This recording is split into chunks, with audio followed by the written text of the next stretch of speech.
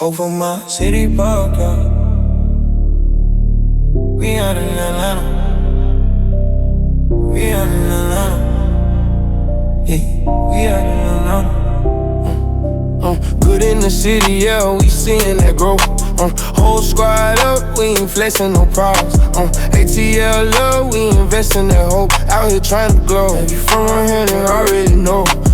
Whole block like this, yeah, we moving with purpose.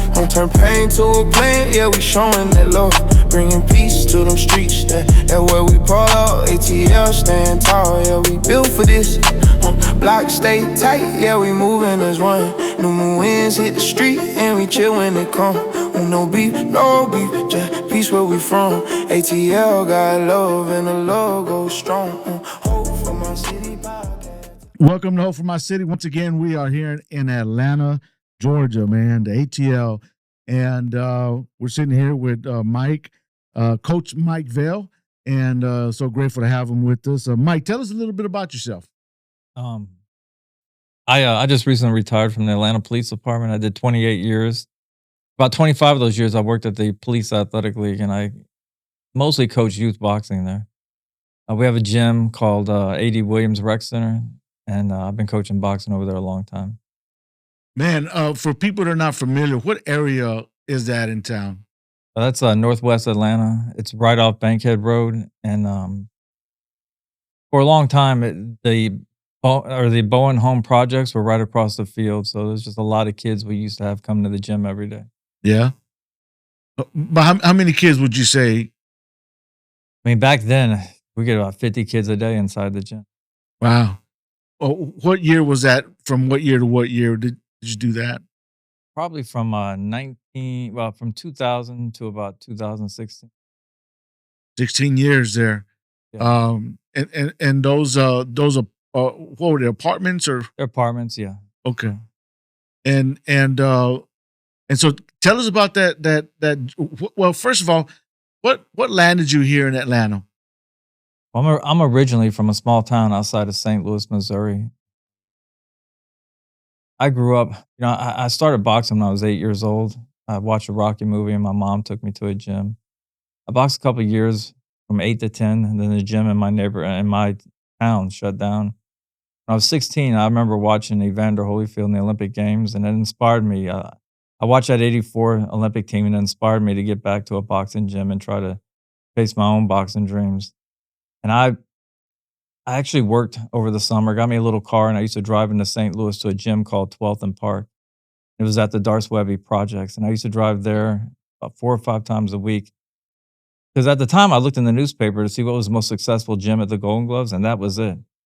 So I would go to that gym 4 or 5 times a week, and I started participating in boxing again when I was 16, 17 years old. Well, did they have a program or it was just a gym? It was a gym in the projects. They had upstairs from the basketball court was the boxing gym. I boxed there for a few years. I did pretty good. I won the St. Louis Golden Gloves. I fought a couple times internationally. I was part of the Olympic Education Center boxing team at Marquette at Northern Michigan University. So I was able to go to college, and I boxed with some really good boxers up there, and David Reed and Vernon Forrest. And the coach up there was Al Mitchell. So it was a real learning lesson as far as my boxing game. Then I came back from there in 1990. And I was back in St. Louis working. And a few years later, I put in an application with the Atlanta Police Department. And I ended up getting hired, and I came to Atlanta. Wow. Became a police officer. And so how did you pursue the boxing with all this? When I got to Atlanta, I'm an Atlanta police officer at the time, just finished the police academy. I'm on the streets working, and somebody told me that Atlanta had a police athletic league, and actually it wasn't that far from where I was living at the time. I'm by myself. I don't really know anybody. I don't have that much to do after work. So I remember that summer I went to the PAL, and I met with the sergeant over there, and there's some other guys in the weight room working out. And I said, hey, I want to start a boxing program. Kind of laughed at me a little bit, but I said, no, I'm serious. I want to do this. I'll do it after work, because that's what my coach did. He worked all day, then he came to the gym, and he was a coach in the evening. I said, no, I'm really serious about doing this. So I went and ordered some gloves and some equipment, and we did it on the basketball court. And we started competing, and they liked it, and then they let me work over there full time. Wow. That's part of my job. I came off the streets and I started working at the PAL. But regardless, I was gonna do it either. Yeah.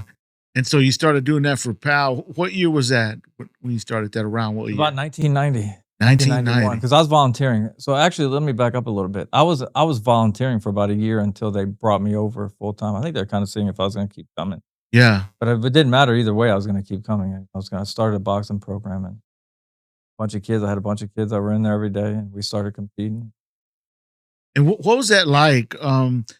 Being there, I think you said those particular apartments were, the area was a little bit rough. Wouldn't you say? Let me explain that. So when I first started, Uh I huh. was off. I was in a different part of town. Okay. I started at a place called the old Howard Building, where Martin Luther King went to junior high school. They Okay. had a PAL center there, and I started coaching there on the basketball court. The gym moved from there over to Northwest Atlanta by Bankhead Road. That's when I started working with kids from Bowen Homes. Mm. We set up that gym there at AD Williams used to be a Parks and Rec building, but that they had such a crime problem and they had some violent crimes that happened out there that Parks and Rec didn't want to operate that building anymore. So they let the police athletic league come over with us being police officers and work that building. So typically every day is a lot of times it was only me in the building, me and my sergeant, me and a coworker sometimes. It was kinda touch and go when we first came over there. We had the community was getting to know us, and, it was a little bit difficult at times. We had to develop a lot of trust and be Wh- wh- present and be there for the kids, and, a lot of things, a lot of barriers started to break down. A lot of the little kids were in there boxing every day, and, a lot of those barriers just went away. Can you explain those barriers early on? You said it was difficult It because was you had to. difficult, it was difficult for me. I mean, Um, the police, I think there was some mistrust with the police, Okay. and I think sometimes, actually me being white sometimes was a barrier at times. Okay. Never really let it, affect me, and I'm gonna tell you why. It was with those little kids that came over there, race never mattered, and typically when you're in a boxing gym, race never mattered, and Mm. so that always helped, and, really, there was still some, some older kids that would come over that weren't that trusting of us, that'd be outside playing basketball, but after time, all that went away.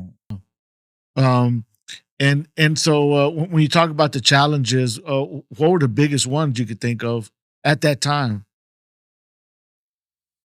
You know, for me, the biggest challenge at that time, huh, I guess, I was a young officer, so I met whatever challenge came, and I was really, really into what I was doing and wanted to make a lot of change and help a lot of people. So even those challenges that I faced, I just kind of went through them.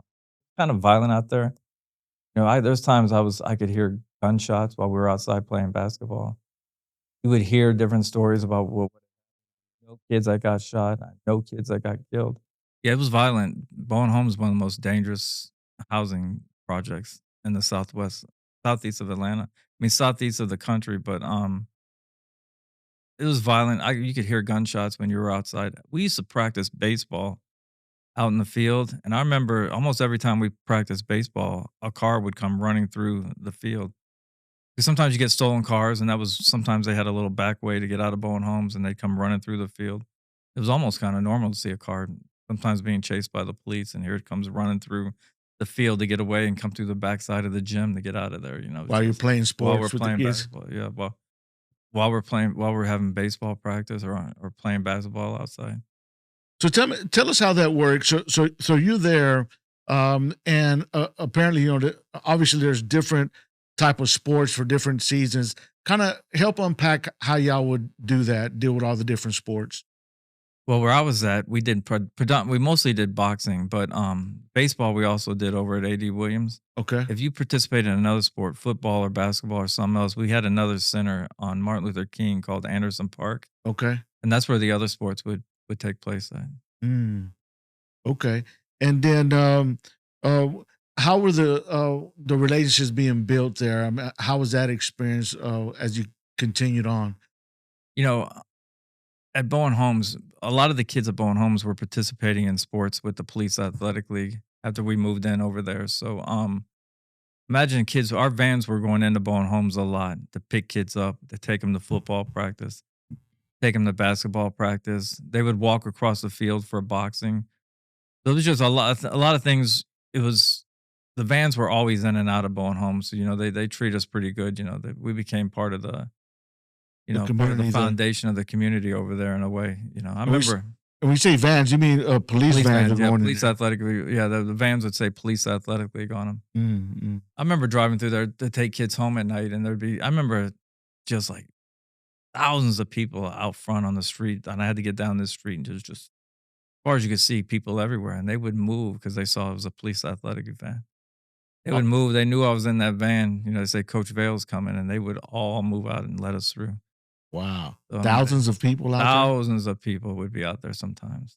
I mean, especially on a couple of these nights that I came through. Yeah. But I came through there a lot, so they knew the van. They knew who I was. Mostly didn't have any problems, but if a little kid was mad at me, he got put out of the gym or something, he may throw a rock at the van, but that's about it. That would be the worst of it, but During that time, what are some memorable moments that you can take us through? what memorable as in the boxing part or just Just all together collectively, just a memorable moment? There's a kid Q that used to come to the gym. I had a group of kids that were babies. They were grade school kids, and they would all come across the field, and they were ready for boxing practice. And really, mostly they wanted to get in that ring and box with each other. That's what they really wanted. They'd let me know who was mad at who that day, and they wanted in that ring. I'll do my best just to get the boxing go over our technique and learn stuff. Then we'd get in the ring sometimes. But I remember this kid Q. He'd be at the group of kids that came over there, and he was young, but he was quiet. He never really spoke that much, and I could tell the other kids were a little leery of him, like they were a little scared of him a little bit. And he was tough, and when you put him in the ring, he was rough. And I remember we had a tournament in Chattanooga, and I took two of my more experienced kids. It was a junior Golden Gloves national tournament. And I took Q. I said, "This kid needs to get out of the hood for a weekend or a week, whatever." I took him with me, and we went up there. He probably wasn't ready, but he was so tough that I was getting him a shot. I remember he fought, he lost, and he did fought good. It was really close. And he fought a really experienced kid. And I remember afterwards, he was distraught about it. He lost. He was mad. I remember he got out of the van, went and got to a payphone, said he was calling his people to come get him. Like, Q, come on, chill out, man. He's like a baby. I was like, "You're good, you're good." We how went old back. was he? Would you He say? might have been 10 at the time. Okay. We went back to the hotel. He got an ice cream. He was okay. He settled down. I remember bringing him back, and he didn't come by the gym much after that. But we were outside on the basketball court, and we heard gunshots.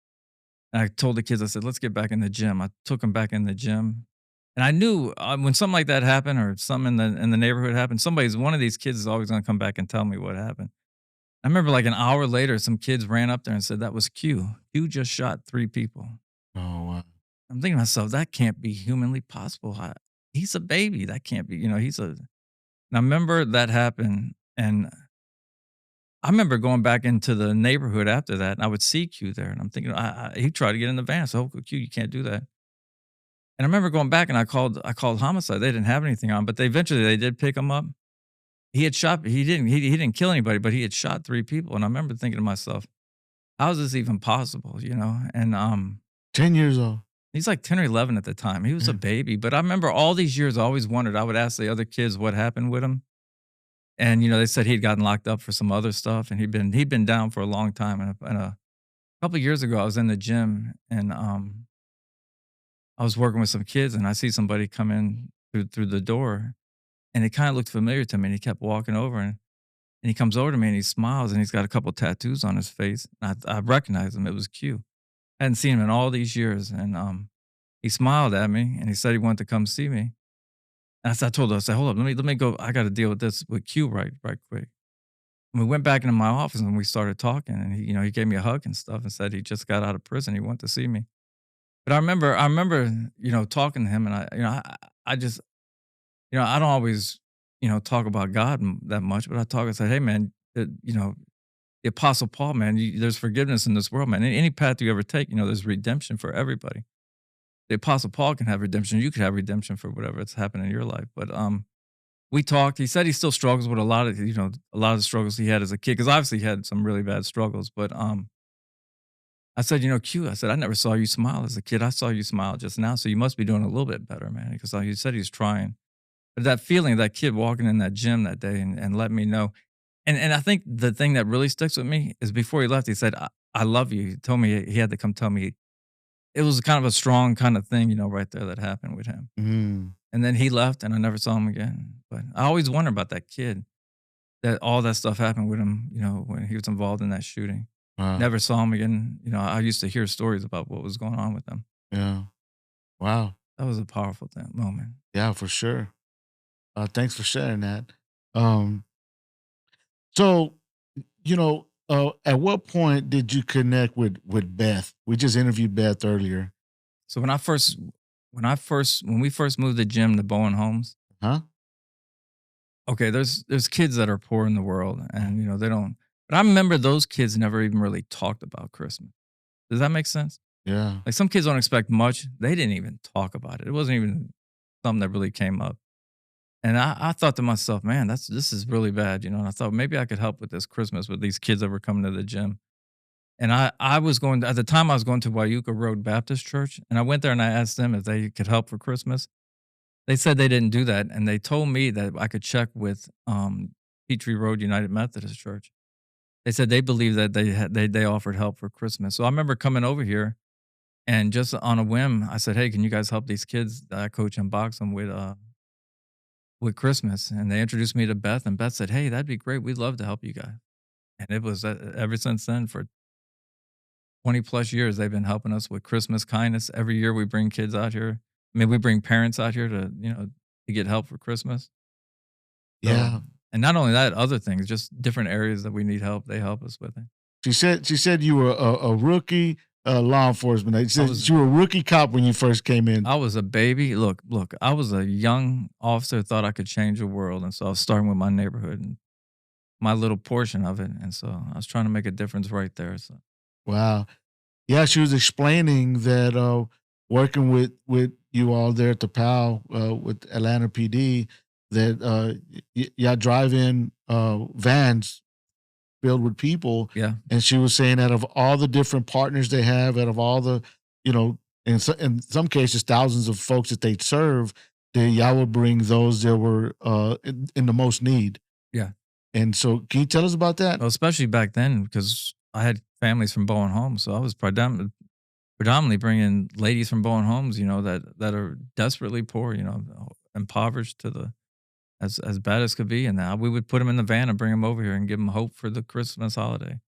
And through the church, we're able to help a lot of people. So yeah, there was no look, when it comes to working with people, I really enjoy those years with Bowen Homes because they needed help and they appreciated the help, and it was just it had a good feeling when you could help those families, and so. Yeah. Um, so what are you doing now? You were working at Bowen Homes for 16 years there, reaching out to those folks there. And then what happened after that? So right now, Bowen Homes shut down. The gym was still up over there, but when Bowen Homes left, a lot of things changed. It just wasn't as many kids around in that area as much. I recently retired here just like a month or two, about a month and a half ago. Mm, So I'm retired, and I still coach boxing. I still work with the guys, Mario and AJ. mm. And we're chasing dreams right now, so ain't nothing changed. All right, man. Why has it been important for you to connect with the local church? I know you went to one, and that didn't work out. Went to another one, found this one. Why has that been important? So, okay, I'm a young officer. I've been here. I've been there all these years, and I keep thinking to myself, I can be enthusiastic. I can ask people for help, and everybody's gonna find this worthy cause, and help. It just doesn't work that way. Mm, Nobody comes to that gym to help. Nobody wants to help these kids. Nobody wants to do anything for them. It just doesn't work. It doesn't happen. Everybody gets on TV and talks about what they're going to do. Nobody comes over there to help these kids. And the church was when I came here, they offered help. They've been present. They come to the gym. They don't just talk about it, but they'll come to the gym. They do activities with the kids. This church has been a blessing for us. It's been a blessing for me. In different avenues I've been trying to travel, helping the kids that I'm working with. So this church has been present for us. wow, I didn't realize that. So they go into Oh, the they'll have areas that you're working oh, with. they'll have different days that they come out, bring food, they do games for the kids, or they may take the kids bowling, and they'll go bowling, and their families will come out and go bowling with the kids. So yeah, they're present. They don't Wow. talk about it; they be about it. I love that. That's what I'm talking about, man. Wow. So holistically, all the way around, You like that too, didn't you? they help do life with these young They have, folks. yeah, yeah. They come by, yeah, Wow. I'm glad you brought that up. I didn't realize that because I'm already blown away just at what they do here when y'all bring the folks here to them. yeah. But I didn't realize full circle that they actually go where they're at as Yeah. well. Every year in the camp when we do summer camp, we'll do the last day of camp. It'll be like a party celebration. That the church they come out and they provide the food and inflatables for us, and they participate. Wow. Man, that's really encouraging to hear, man. That's good stuff. Uh, from your perspective, can you talk about we talked with the boys earlier about what's coming up. Can you fill us in about all that? We have we've had 2 tournaments. We It started with the National Golden Gloves, and we just went to the US National. So for Mario, he was top 4 at the National Golden Gloves, and then he was top 4 at the US National. So this is leading up to an Olympic process to pick an Olympian for each weight class. And depending on how this year goes, depends, we'll show what path he actually makes. What his chances of making this Olympic team are a lot is dependent on what happens this year. We got the U.S. Championships coming up. Um, we leave for that on Friday. U.S. Championships, that'll put us on the high performance team. They start looking at possibly being the Olympians. So a lot of things going on this year that's gonna set a path for. So they were talking about earlier that they in their boxing path that they ended up fighting the best of the best from Georgia. Yeah, yeah. Can you tell us about what happened and then they won? Yeah, That's what they're they both Mario's won the open division twice, and AJ's won the novice division here this last time out. So they're both Golden Glove champions. Got a bright future. Both of them are talented, athletic. They work hard, and like I said, we're chasing dreams tonight out right now. We'll see what happens. what, Both of them can fight yeah. really good, really good. Yes, and everybody knows it around here. It's- Wow. So they're doing some legendary stuff around here, man. Yeah. That's all right. And getting better, I mean, just and the thing about them is that they're not topped out. We'll go to tournaments like he mentioned. Some of the top guys, they're topped out. You're not going to see them really much different. What you see is what you get, but they're still getting better. We're not the same as we were last tournament. We're better than we were last tournament. There's still a little bit. They got the experience factor isn't as high for them. Yeah. 40 fights, 10 fights. They just keep getting better and better every time out. Wow. Um, what can we look forward to in the future with you guys or what y'all got going on here in Atlanta? For those that are watching.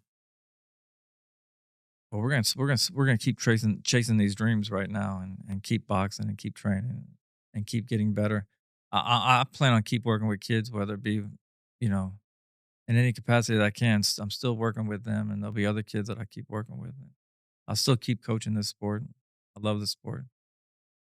Well, we were in New York and Brooklyn and the Bronx. We're talking with Pat Russo. Uh, we interviewed him. He has similar story. You guys have a similar story, similar path, in utilizing boxing as a tool to engage with the young generation in ways some aren't able to, and you have accomplished some really neat things. Also, got with Kid Chocolate over there in the Bronx, and we talked with him uh, Bozier as well, who made the film on Netflix Yeah. called Counterpunch. Yeah, yeah. So And so there's a lot of similarities. How important has boxing as a sport been for what you've been doing? every kid, I think it's every kid, wants to be a champion in some capacity. And a lot of young kids, young men, they want to be a champion. And boxing is that sport. You can kind of introduce it to them, and it's some kids are easily drawn to is the sport of boxing. Most of them wanna give it a shot. What would you share for those that may be watching that are you know are young rookies as well, starting off, that have a heart for this? What kind of direction can you give them if they wanted to do something like this? You wanna box and you wanna compete at the highest level, you wanna go to the Olympics, or you wanna be the best you can be, find a good gym to go to. Understand this is a hard sport. There's a lot of monotony to it. Practice as hard as you can. Takes a lot of conditioning, and make sure you have good boxing people around you. And compete. Take the good with the bad.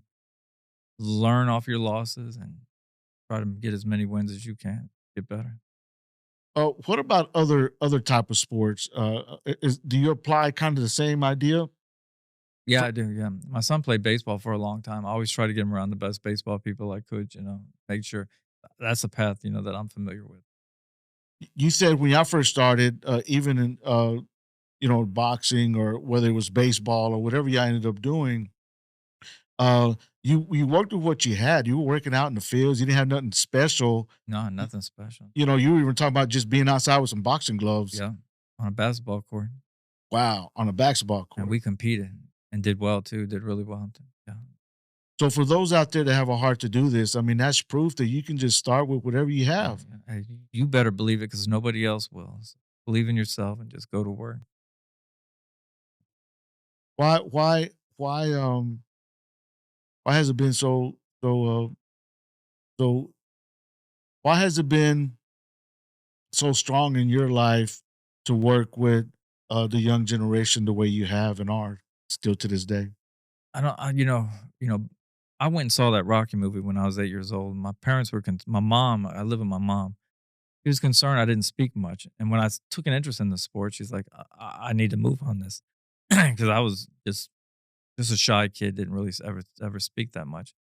The boxing opened up it opened up a lot for me, it gave me a lot of self-confidence, and in high school, I kinda needed that self-confidence again.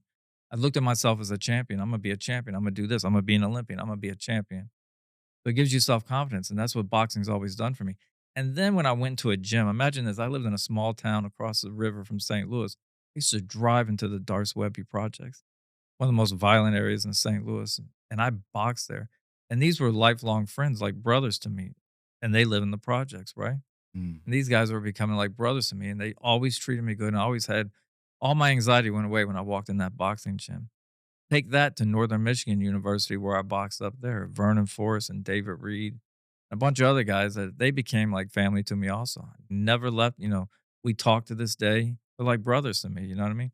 So Yeah. that kind of that feeling and what the sport meant to me all these years, I kind of carried over to my coaching and being a part of it still inside a boxing gym. Boxing gym, there is no race. You understand? There is none. There's no socioeconomic, nothing. Everybody's the same in a boxing gym. The safest place in the world is a boxing gym. You know, all the money doesn't matter. None of that stuff matters. Everybody's the same, and you better not prejudge that guy next to you because it might cause you a problem. That's good stuff. What's been in the boxing world? What's been a disappointment of a fight that you've seen lately? Has there been any? I just stay away from whatever Mario picks. I just pick the opposite because he's horrible. Is that Every right? pick he makes is like, oh gosh. Nothing too bad. I mean, I can go with my emotions sometimes. So I like Canelo because I've been watching him for so long, and so I kind of went with Canelo on that fight. But Oh, you went with. Oh, yeah, okay. but I think it was an emotional thing because I just like sometimes I'll do that, but I know never bet against a pure boxer. But sometimes I'll go away from that because a pure boxer, somebody who's an awesome, great stand up boxer, hard to bet against him. Skills pays the bills in this. Oh, and the guys went with the winner. Yeah, Mario. No, Mario and AJ went with Canelo also. Oh, yeah, I did. It's horrible. What? Okay, okay. Well, all right. Well, man, thank you so much for Thank carving you. out time to be with us, man. What an amazing work you've done and are doing, and I've had a good run. yeah, I've yeah, been blessed. and you're still running, man. I'm gonna run for a little bit longer, and then I'll give it Ye- up. Yeah, yeah, I understand. But it keeps you young a little bit too. So you kind of, I dream with them. So I'm excited to go on this chase this week too, you know, so Well, man, we're when we're we got we're, this. we're cheering you on, bro, with everything you're doing, and the young men over here with us, with you. You know, when we got with Pat Russo in New York, uh, I didn't know nothing about Pat and what he's done. Right, I found out really quick though. He's a legend, Yeah. right? Uh, he's done some. His legacy is amazing, and you know, met with the rest of the folks there. I also didn't know about you. When I found out about you, you're equally our legend here in Atlanta. Done some great things for a long time. He's done it for 40 years. You've done it for 30 years. Yeah. And the neat thing is that we're able to connect now. He was like, "Hey, man, you know a guy named Mike Vail?" I said, "No, but I'm gonna get to know him. I'll be there next." And so this is kind of neat how God is kind of bringing us all together, and we're trying to bring like-minded folks. We interviewed a young man from the Bronx, just like we interviewed these young guys here in Atlanta, and everybody's getting to know a little bit about each other and how there's a lot of us across. You know, I do this. I don't do. I work with folks in similarly, but not in boxing, but the sport of football. And so, same idea, Yeah. just we use football. And so, it's really neat to get to know each other. How important do you think this is? You know, we're starting this HFMC network, which is Hope for My City Network. How important is this network uh, uh, to you? That you know you're learning about us, we're learning about Yeah. you. We're putting all these things together. And we're trying to go across the nation, Mike. I think I think it's amazing that people are out here working hard, making a difference in the community, doing the best they can, and nobody knows about it. Yeah, Programs out here exist, and they're out here trying their best, and nobody knows about it. They only want to tell a story that's a bad story. They only want exactly. to tell a story about a kid. I remember I had kids win the nationals at the Vernon Forest. At the Vernon, my buddy Vernon Forest got killed. I remember we went to the nationals, and two of them won that national. It's a hard one to win. And I just came back and I called the newspaper. Said, "Could you guys do a story on him?" They weren't interested at all. I called the Atlanta Journal. "Would you all do a story on these kids?" Nothing, nothing. Nobody cares, until you do something bad, then they want to run out there. Nobody wants to tell the good story what these kids are doing. What, like you said, these nonprofits are doing, nobody says it. It's amazing how nobody highlights the good that goes on in these cities. And I'm glad you guys are out here doing that because you're highlighting good things right now. And in New York and other places. As a positive. They need to do it. All they do is tell bad stories. And there's good happening, man. Yeah, there's good For happening. those of y'all out there that are watching, man, we're here in Atlanta, and you've heard it right here. I mean, you may have heard maybe some negative things at times or another that's made the news, but this is news right here, and it's good news you can use because this is hopefully you're inspired and encouraged by everybody here in Atlanta. There's actually beautiful, amazing, great things happening here, and we're just so glad to be able to sit Yeah. down and help broadcast this stuff, man. Yeah, absolutely. I agree. All right, man. Blessings to you. Thanks for your time.